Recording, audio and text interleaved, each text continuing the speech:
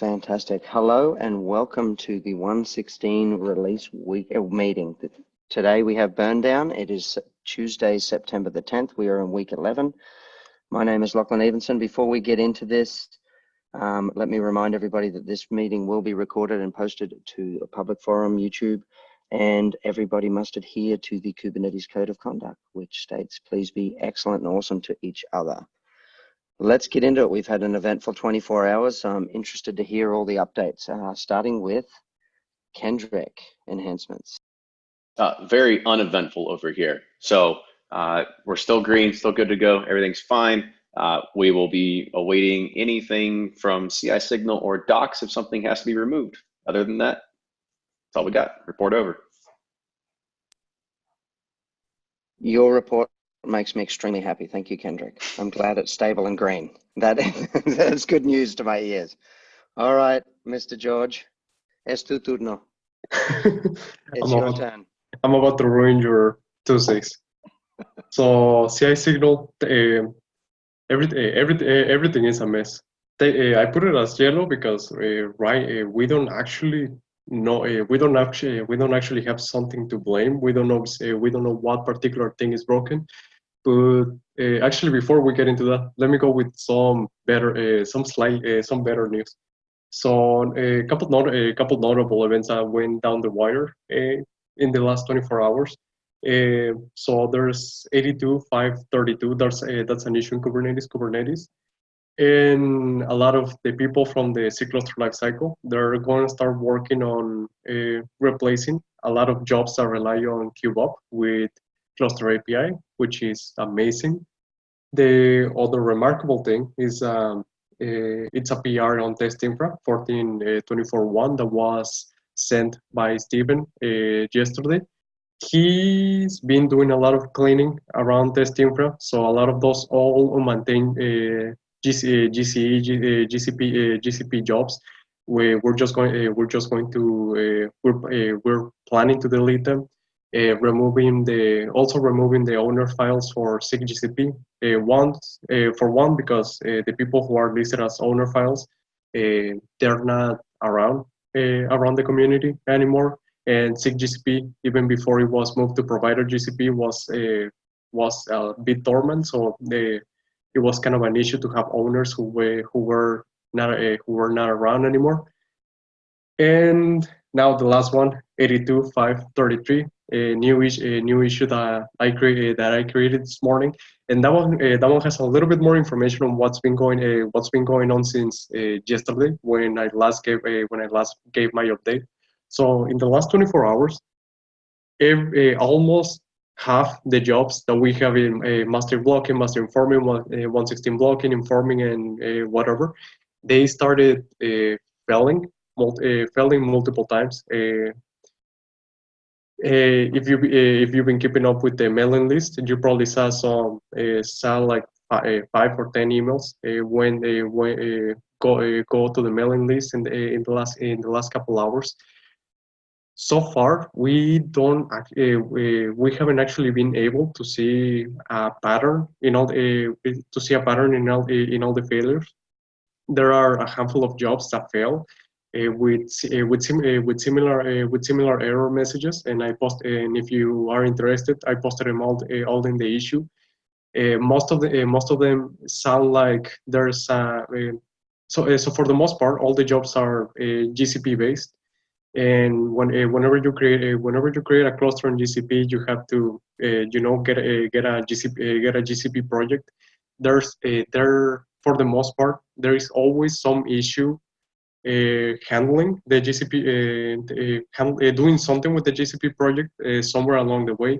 In some other jobs, there's actually been a lot of timeouts trying to reach the control plane for the cluster. But again, so far we don't really have a reason, especially because a lot of those have just been flaking, and in the past couple hours they actually had some green runs, which looks good, but that is actually the exact same thing that happened yesterday. There were a lot of failures, green runs, and then late at night or early, depending wherever you are, more failures started happening.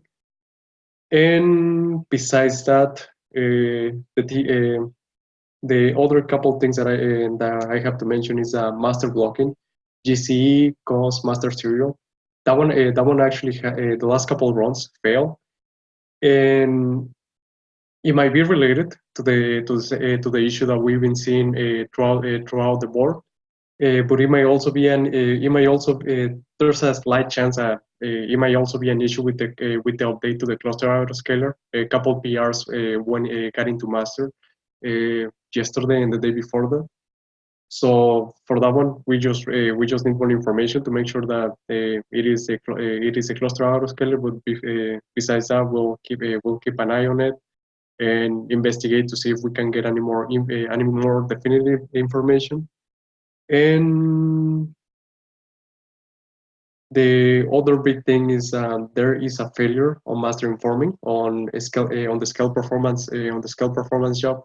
This one is a new failure, so we need the preferable thing will be again to create an issue and get someone from scalability to take a look at it and just be able to tell us this is something that we need to fix or just a flake. That job has been has been flaking every now and then for the last couple of weeks. And with that, I'll end my update. Anyone has any questions, comments, concerns, suggestions?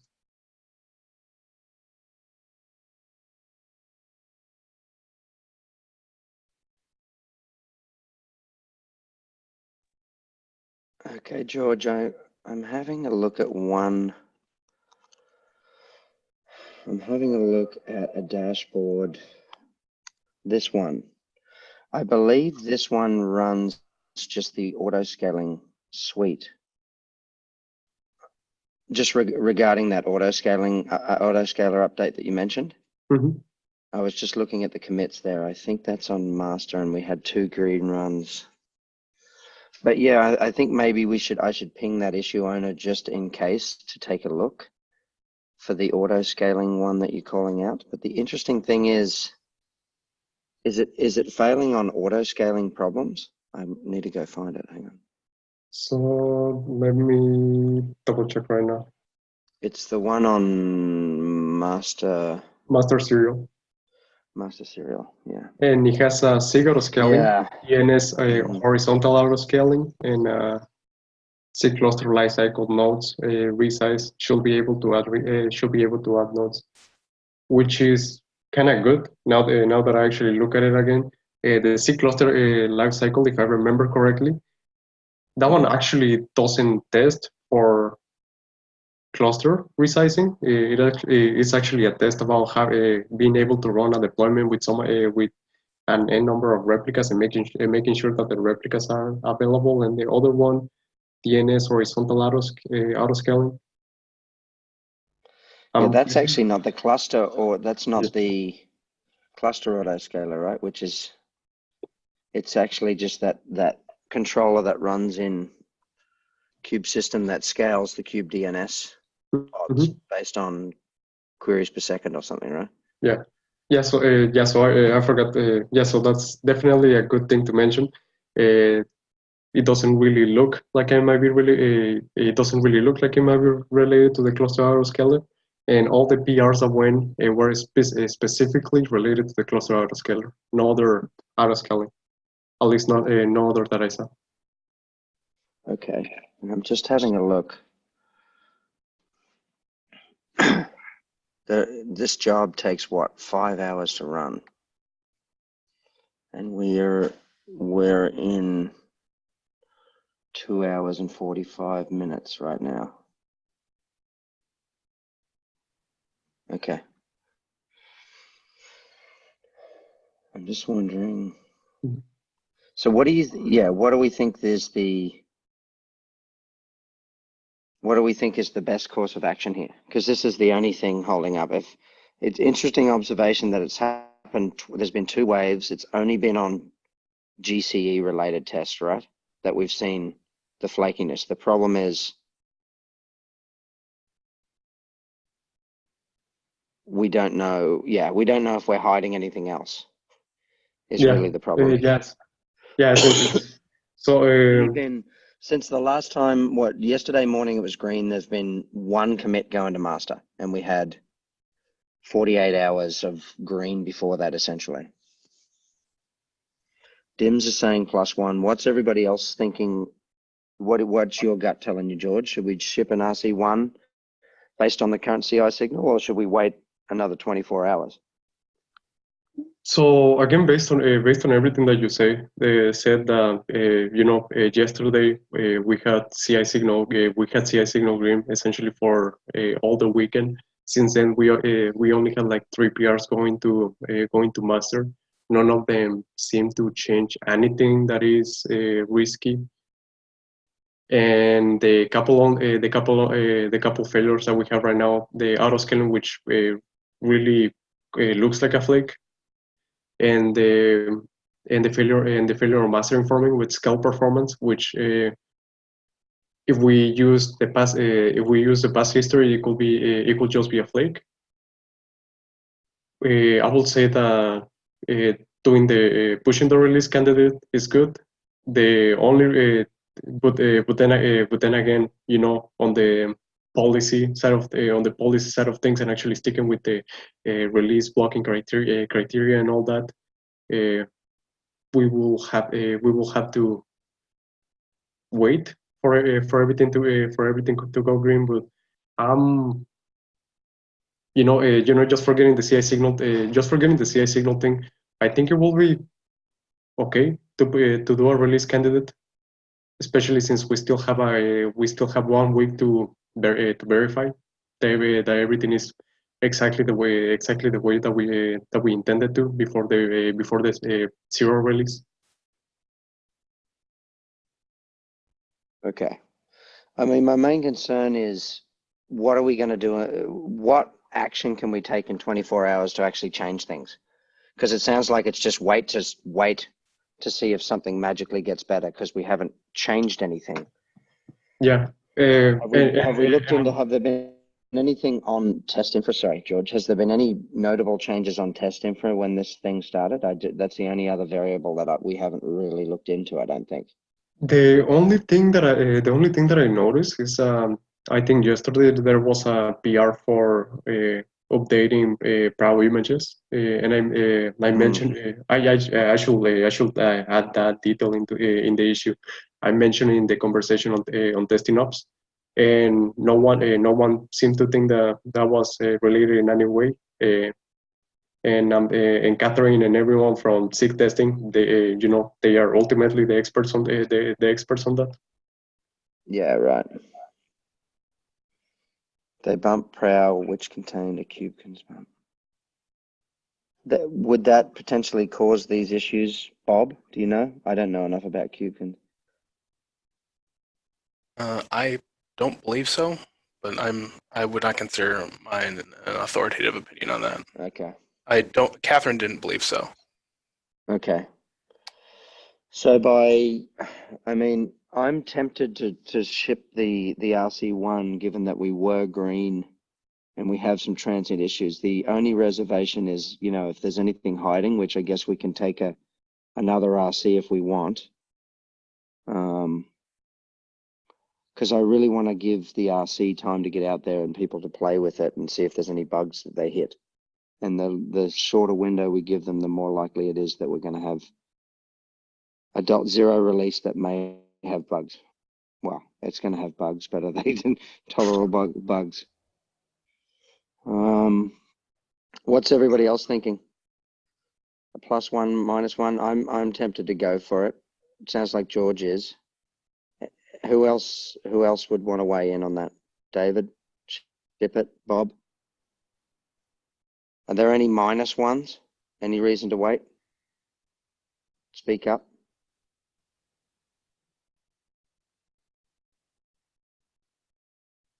Okay.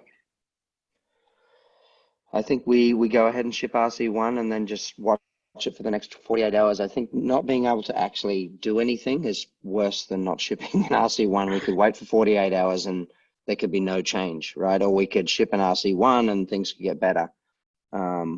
They seem to me to be two unrelated events at the moment. And given that we had green and we've only shipped 2 PRs, that don't systemically seem to change Kubernetes. I'm tempted just to go, we have a transient GCE set of infrastructure problems that will hopefully right themselves in the next 24 hours. Sound okay? We'll go through the rest. If anybody else has sorry to harp on about this. It's a challenging decision to make, so I appreciate your patience. Thanks, George, and thanks for all your continued effort in kicking this along. It went from very happy to extremely on fire within about an hour yesterday. Bug triage.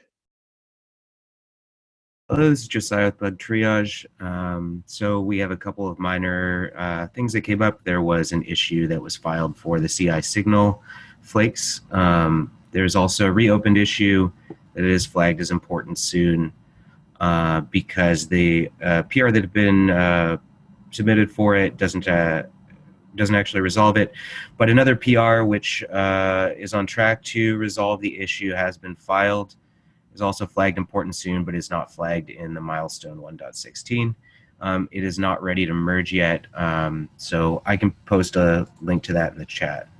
Other than that, I put us as green because there's no other changes and we're still good to go everywhere else.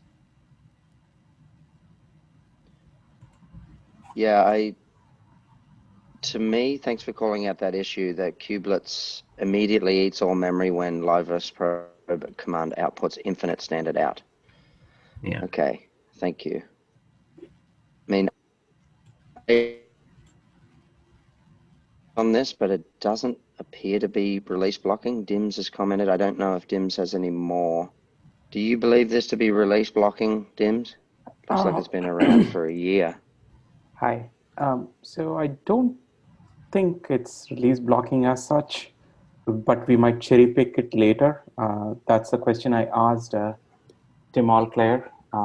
And I do have a PR in progress, 82514. So, if Tim changes his mind, then we'll see what we can do about it. But it's very localized change to just that, exec probe. So we'll see. It's waiting for Tim Allclair to, get active. I haven't seen him online yet. Okay. Thanks, Dims. Any other questions for Josiah?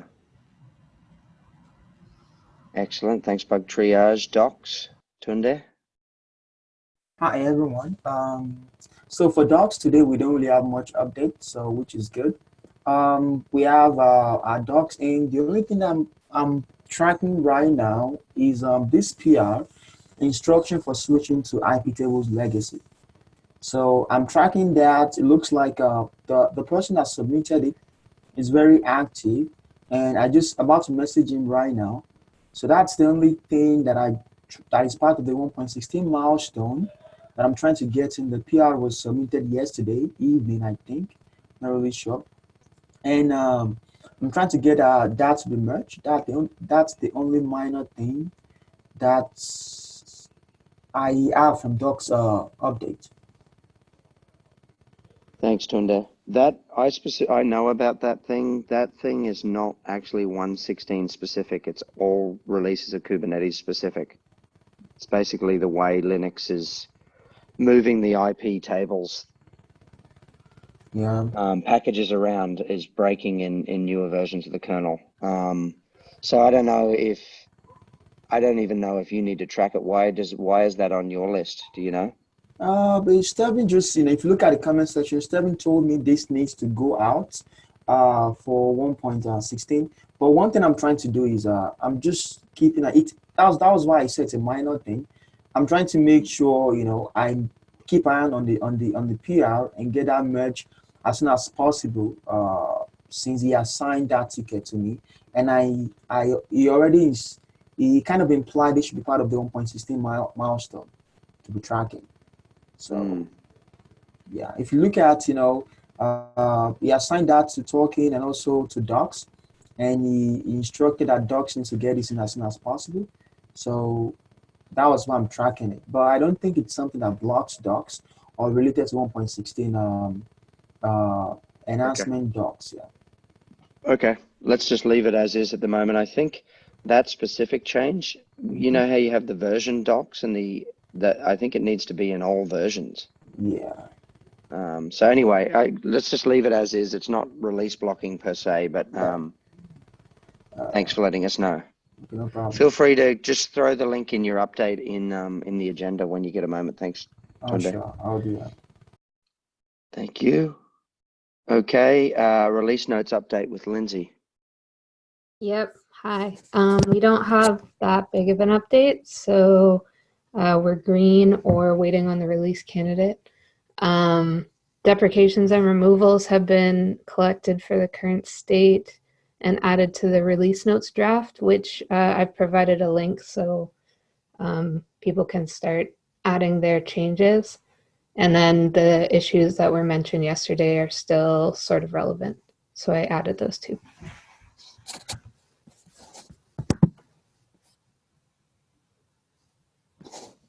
Thank you, Lindsay. I'm just taking a look. Thanks for getting those deprecations up there. I still think comms, we probably need to call out those API removals. I feel that it's going to trip a lot of people up. Yeah.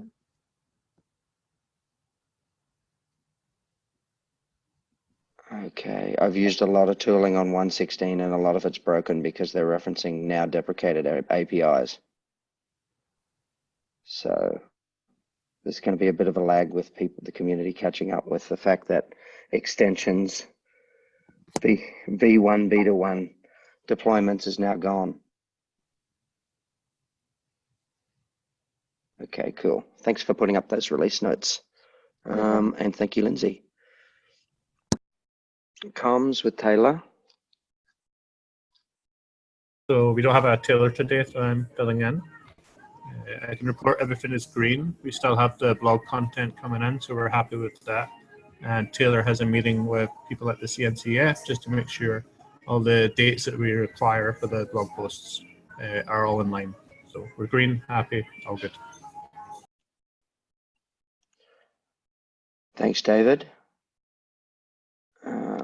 Moving along here.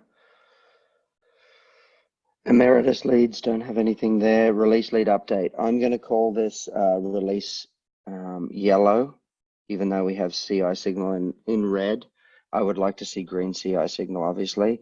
Looks like we have no PRs remaining in the queue to go into master, which is great. And next upcoming milestones, it's the RC1 today. Code Thor at the same time. I think we should invoke Code Thor at the same time as the RC1. And that leaves the cherry pick deadline still at 9/12, which we may give another day back. The only decisions I think we need to make now is if we're going to go with RC1, is anybody against lifting code freeze and going into Code Thor, which means everything will then need to be cherry picked.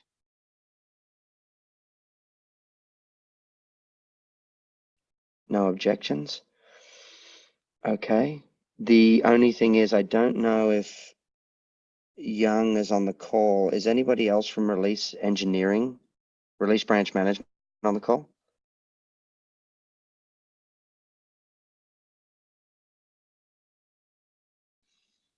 Nope. Okay. And I did actually skip their update, so sorry about that.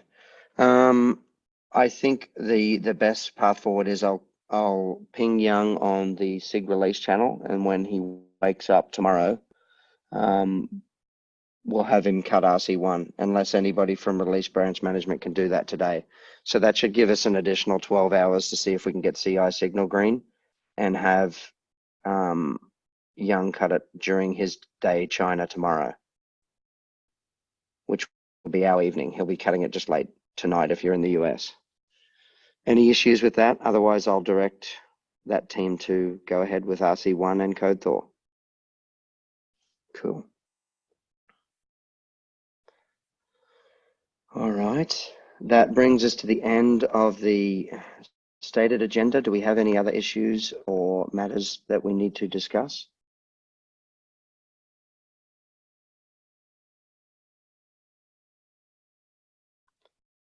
No? Okay, so tomorrow we have Burn Down again at the same time. Gwyn will be leading it for for us. I'm unavailable tomorrow morning, but I will send out an update and you will follow release updates in the SIG release channel as they happen for the next 24 hours. Thank you very much for everybody being persistent at this phase. We're nearing the end, so I'm very excited to see 116 making good progress. If you need anything from me, feel free to ping me on Slack. Otherwise, I will see you all on the Slack channel and hear from you soon. Cheers.